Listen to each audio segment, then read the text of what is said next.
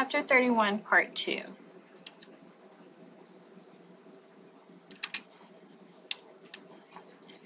Power equipment is used a lot in orthopedic surgery. It's used to cut, drill, and remodel bone. The drill has two main components, the head and the handle.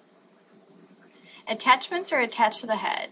Examples of attachments are burrs, round, conical, or tapered, used to make narrow holes or to smooth over a small area. Chucks are attached to the head, and the attachments are held inside, such as a reamer, burr, drill, and drill bits. A chuck key is needed to open, close, loosen, and tighten.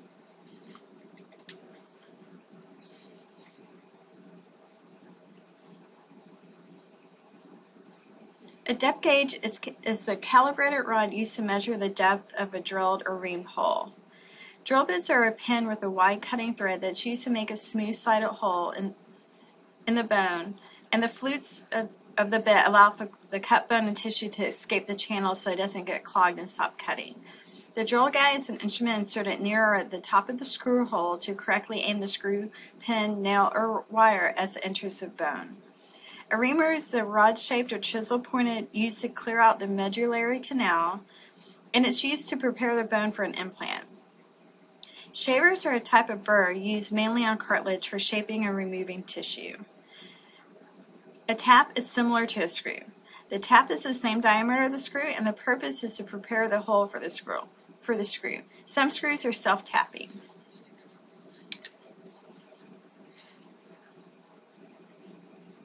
Power saws are used to cut bone in a precise angle and direction. The blades are generally fine-toothed and vibrate or oscillate rapidly. Some examples are a reciprocating saw that moves in and out, a sagittal that is fixed at a right 90-degree angle on a perpendicular axis, and oscillating, which moves back and forth. Some instruments used in ortho are retractors. Retractors are mainly used to retract tissue away from bones. Rongeurs and bone cutters are used to trim and remodel bone and are usually double action for increased leverage. Chisels, osteotomes, gouges are usually used with a mallet to remodel or remove bone. Chisels are beveled on one side, and osteotomes are beveled on both sides, and gouges are V-shaped. Curettes are used without a mallet, and it has a cup-shaped cutting edge for scooping out bone and other dense tissue. Elevators in surgeries have many functions. Its main function is to remove or scrape away the periosteum from the bone surface. The periosteum on the bone prevents getting a clean cut with a cutting tool, so it's important to scrape it off first.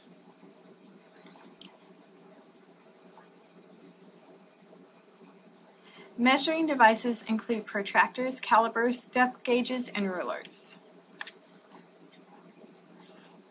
The purpose of implants are to attach or fix bone. The FDA has strict guidelines when it comes to manufacture using documentation and tracking of used implants. Metals are commonly used in the manufacturing of implants because it can withstand the load requiring of bone. Stainless steel is the alloy most commonly used for implants. Bioactive implants are absorbed by the body and stimulate or enhance bone repair. Bioresistance is the ability to resist infectious diseases. Biocapability means that the implant is compatible with the tissue and does not cause injury, including possible allergic reaction.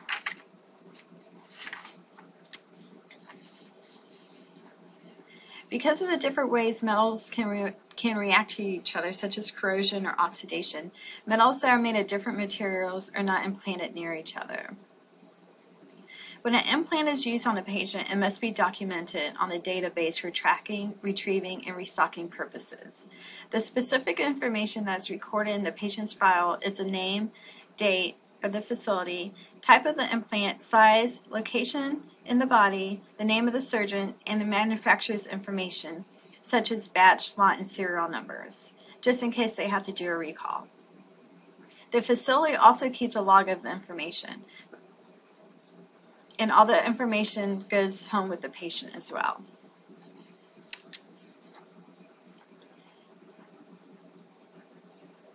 Many implants come from the manufacturer in individual sterile packages. Plates, screws, pins, rods are not wrapped individually, but supplied in sterile sets where you can choose the one you want during surgery. Joint and other specialty implants are opened onto the sterile field only after the correct size and type has been determined. Implants are never flash sterilized except in emergency. AORN recommends that if you do have to flash sterilize implants, that a biological indicator is used along with a chemical indicator. The implant cannot be used until the biological indicator shows negative. The patient's chart must also indicate that the flash sterilizer was used and the outcome of the indicators along with the details of the sterilizer printout that confirms that all the parameters of sterilization has been met. Screws are the most common type of orthopedic implants. They come in different sizes, shapes, and designs. They are made from titanium, stainless steel, or a bioabsorbable material. For easy access, they are kept in a screw rack and arranged color-coded or imprinted with the size of the screw. The screw parts include the head, flat, or conical part. It could be a straight slot, hexagonal, or cruciform star shape, and the shaft, the long section of the screw. The outside threads determine the screw's diameter.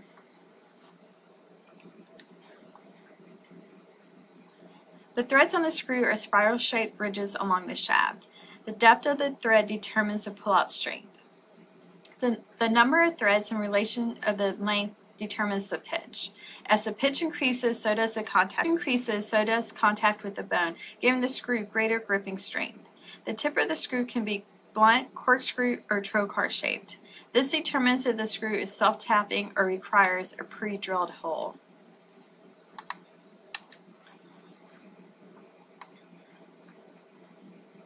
Depending on the type of bone you are working depends on the screw type. Cancella screws are used mainly in dense bone, typically large diameter and pitch to increase contact with bone.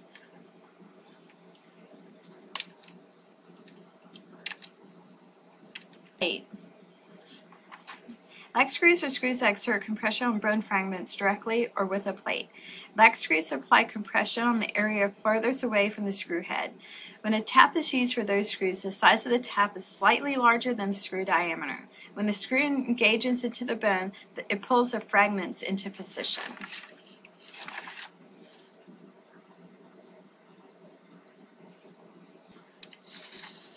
Locking screws are used with a special threaded hole plate to secure the screw head to the plate. Cannulated screws are screws that have a hollow center and allow screws to be fitted over a pre-positioned guide wire to ensure placement.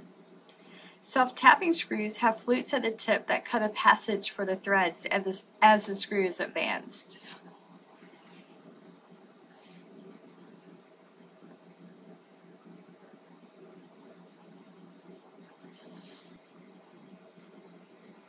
The purpose of the plate is to provide compression, protect, and neutralize the fracture, and to support the structure or the fragments.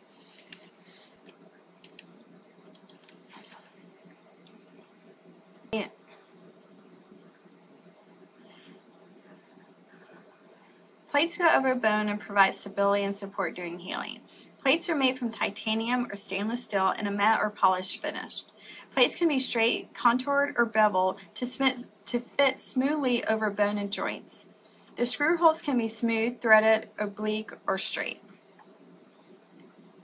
Reconstruction plates may be bent to fit contours of the bone. First, an aluminum template is used to duplicate the contour of the bone, and then the implant plate is shaped with pliers. A plate press or other instruments are used to match the template. Locking plates have a threaded screw holes that lock the screws in place and prevents the screws from rocking back and forth and backing out. Dynamic compression plates have screw holes that are offset. Compression plates have screw holes that are offset.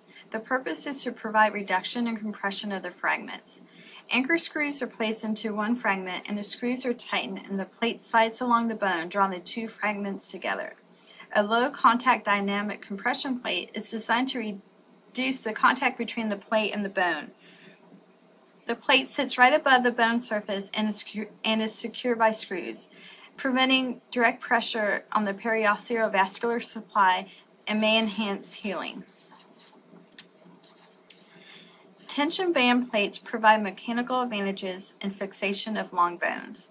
On long bones, more weight is carried on the concave side of the long axis of the bone.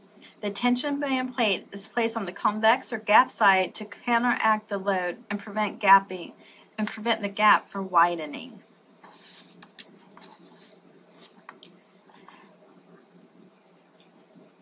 Buttress plates prevent adjoining objects or structures from collapsing. In orthopedics, a buttress plate is used to give strength or to prop one structure against another. It is usually applied in fractures of the tibia.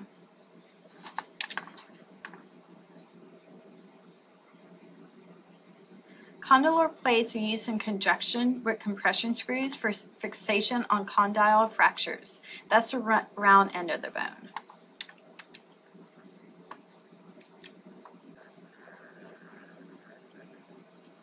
An intertrochanteric nail and plate combo is used on the trochanter of the hip. The implant has two pieces, a lag screw that is inserted into the trochanter and a locking plate that goes over the screw and extends along the proximal femur. Intramedullary nail or rod is inserted into the medullary canal of the long bone to provide structural support from inside the bone. IM nails are made of titanium and stainless steel. They come in slotted, cannulated, or solid.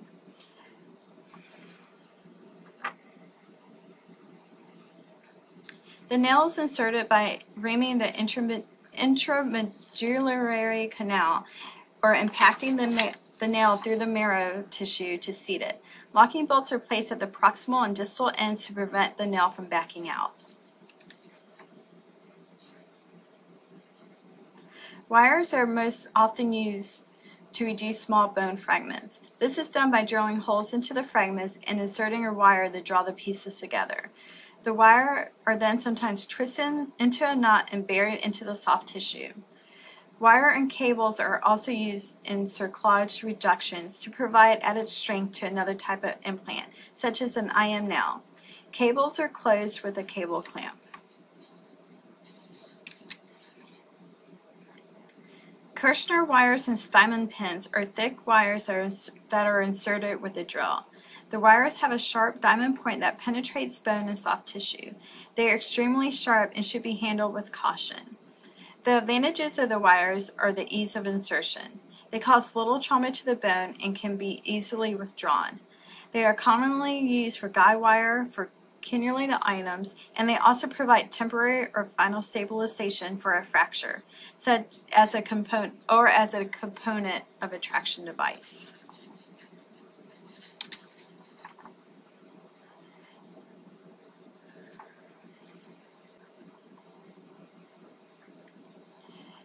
Joint implants are metal or synthetic, used to replace the diseased or injured tissue. The load placed on the joint requires the implant to meet certain criteria.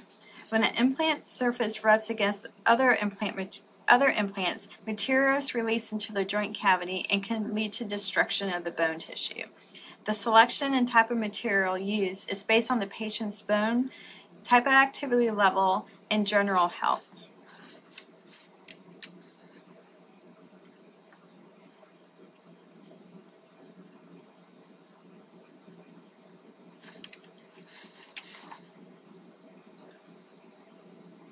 The most common metals used in joint replacement are cobalt, chromium, titanium, aluminum, pure titanium, and tantalum.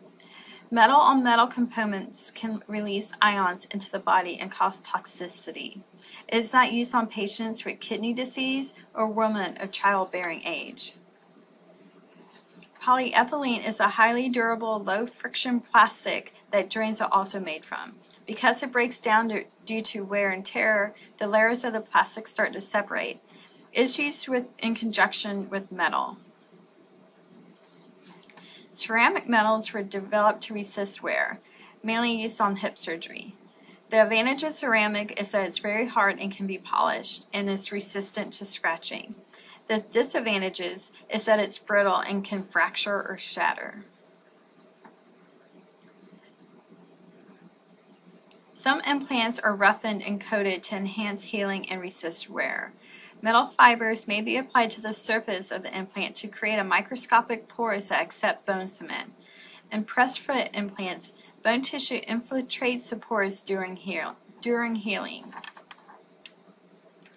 His own bone called autograft or cadaver bone called allograft. The common areas used to take grafts are the iliac crest and tibia. They are taken using chisels. The graft site is prepared separately, and if the graft site is not closed right after taking the graft, bone grafts are kept moist wrapped in a lap sponge. Do not soak the graft in saline unless the doctor tells you to, and never use water.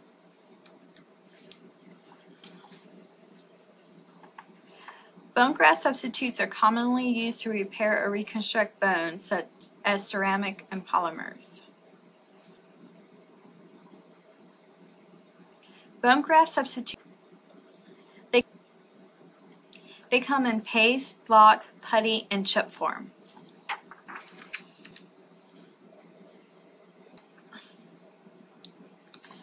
Implants used in arthroplasty are usually cemented into place using polymethylmacrylate, or PMMA. Bone cement is a grout rather than a glue that goes between the implant and the tissue. The cement has two parts, a powder and a liquid that needs to be mixed together. It could come with or without antibiotic additives that's released into the bone. After mixing, it usually hardens within 15 minutes. During the drying time, the cement gets hot. PMMA is a hazardous chemical and must be handled according to the regulations set by NIOSH. Exposure to the vapor is an occupational risk and associated with toxic and cardiovascular events in the patient. The vapors released when mixing the components are known to cause serious eye damage, respiratory tract damage, and skin irritation. The effects of inhaling the vapors are associated with liver and kidney damage and can cause neurological and pregnancy issues.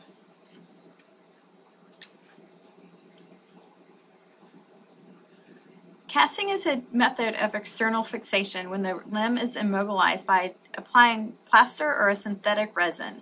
Open fractures are not casted. They have the higher chance of compartment syndrome and infection. Casts are made from plaster or polyurethane resin. Plaster is less commonly used than resin, which is stronger and more resistant to moisture breakdown. They are also more lightweight and manageable for the patient, and they come in 2 to 6 inch widths.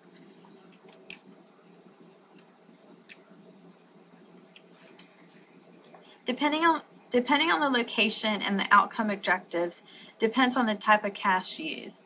A cylinder cast is a simple wrap along the length of a limb to immobilize a fracture.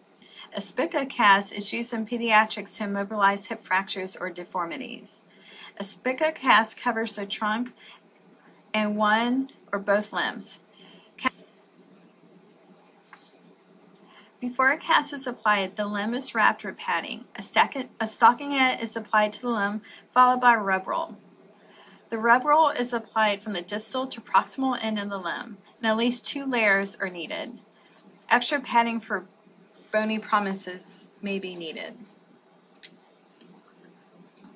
Traction is a mechanical method of applying pulling force or elongation of the fractured bone. Traction is used to prevent injury to soft tissue near the fracture site. It aligns the bone after a fracture or dislocation and prevents movement of the fractured limb and reduces pain in orthopedic trauma patients before surgery. There are 2 types of tractions. Skin, which involves taping the traction device to the skin, and skeletal, which requires surgical insertion of metal rods or pins through this bone. The pins are attached to a traction device that applies force by a weighted pulley.